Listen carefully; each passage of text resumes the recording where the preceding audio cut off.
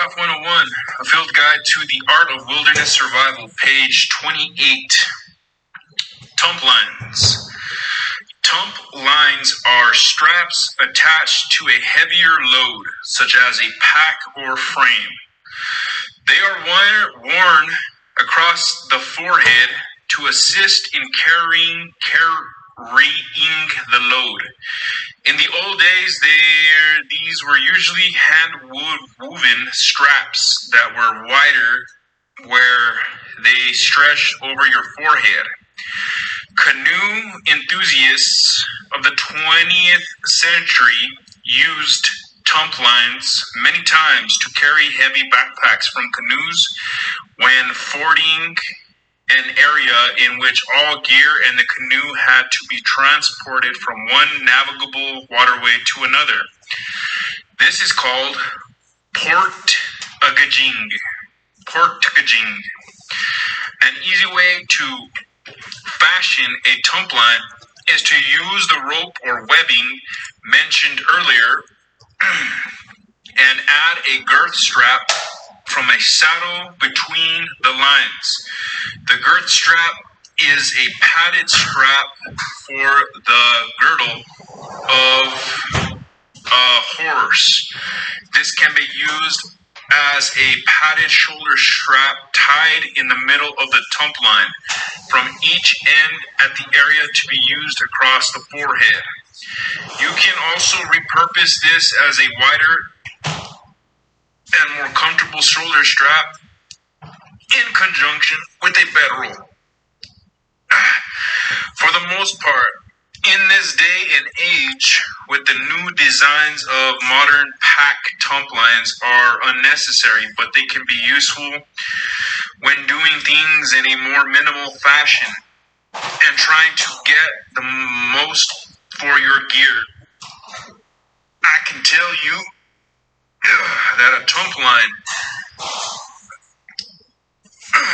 comes in very handy when trapping, since you may be carrying a basket filled with about 100 pounds of the day's catch. In addition to your equipment, this alone makes its carry worthwhile if you're planning to trap. Haversacks. A haversack is a small bag carried on one side of your body. The haversack has been a standard carry item since the days of the frontier. These bags vary in size between 11 inches by 18 inches and 24 inches square. The exact size, however, is a matter of personal preference.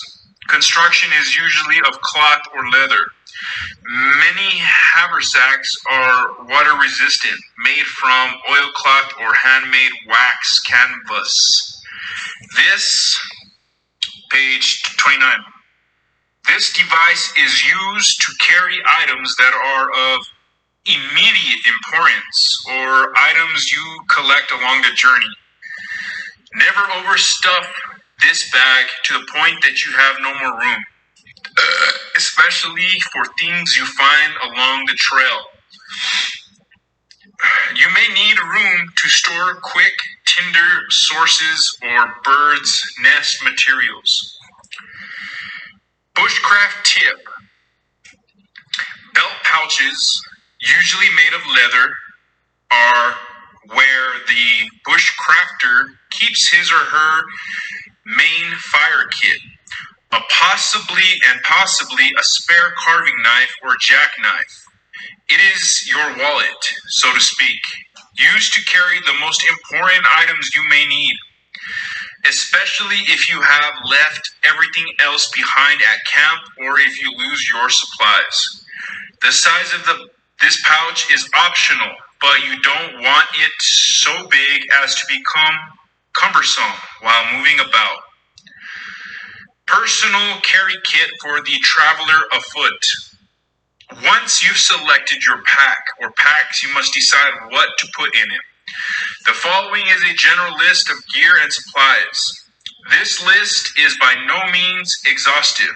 However, it is a great reference tool to make sure you have the essential gear necessary on your journeys. Don't worry if you're not quite sure yet what some of these things are or what they're used for. I'll explain all of them as we go along.